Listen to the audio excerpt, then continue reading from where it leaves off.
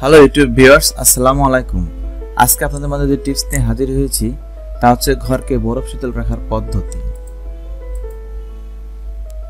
গরম থেকে বাঁচতে এখন এসি এর উপর নির্ভর করতে হয়, কিন্তু নানা কারণে অনেকে এসি এর দ্বারস্থ হতে পারেন না।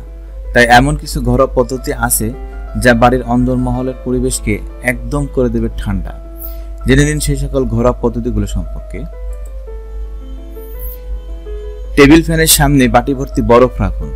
এটা অত্যন্ত সহজ পদ্ধতি। এতে বরফ লেগে ফ্যানের হাওয়া আরো ঠান্ডা হবে এবং সেই ঠান্ডা বাতাস ঘরে ছড়িয়ে যাবে। ঘরে ক্রস ভেন্টিলেশন রাখুন, মানে যে দিকের দরজা বা জানালা খুলবেন তার বিপরীত দিকের দরজা এবং জানালা খুলে রাখুন।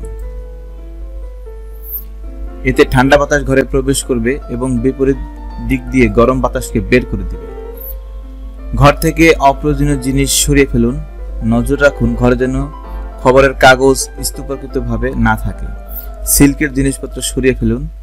মেঝেতে উলের কার্পেট পাতা থাকলে তুলে ফেলুন। কাঁচের পাত্রে বা পাথরের থালা অথবা বাটিতে জল ঢালুন। জল ভর্তি পাত্রে কিছু পাথর ঢালুন, কিছু ফুল দিয়ে দিন। এবার যে দরজা বা জানালা দিয়ে সবচেয়ে বেশি হাওয়া আসে তার সামনে রেখে দিন। ঘরে অযথা লাইট জ্বালিয়ে রাখবেন না। যত অত্যাধুনিক বৈদ্যুতিক ল্যাম্পই জ্বালান না কেন, অপ্রয়োজনে জ্বালিয়ে রাখবেন না। ল্যাম্পের আলো ঘরের বাতাসকে গরম করে তোলে। পারলে ঘরে কম পাওয়ারের এলইডি আলো লাগান। চাল ভর্তি বালিশ তৈরি করুন। চাল খুব ঠান্ডা থাকে, তাই গরমকালে চালের তৈরি বালিশ মাথায় দিতে পারেন। এতে চোখ মুখের ঠান্ডা সচেতনতা পাবেন। বালিশের চাল ভরার আগে এর মধ্যে কিছু নিম পাতা মিশিয়ে দিন। এতে চালে পোকা হবে না। ঘরে পারলে অর্কিড জাতীয় গাছ লাগান। গাছ ঘরের মধ্যে থাকা গরম বাতাস থেকে কার্বন ডাইঅক্সাইড সংগ্রহ করে সালোক সংশ্লেষণ প্রক্রিয়া চালু রাখে।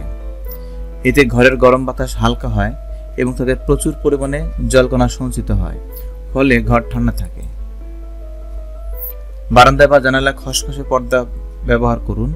এতে জল দিয়ে দিন। এমন ঠান্ডা অনুভব করবেন যে এসির কথা ভুলে যাবেন। আমার এই টিপসটি ভালো লাগলে দয়া করে চ্যানেলটি সাবস্ক্রাইব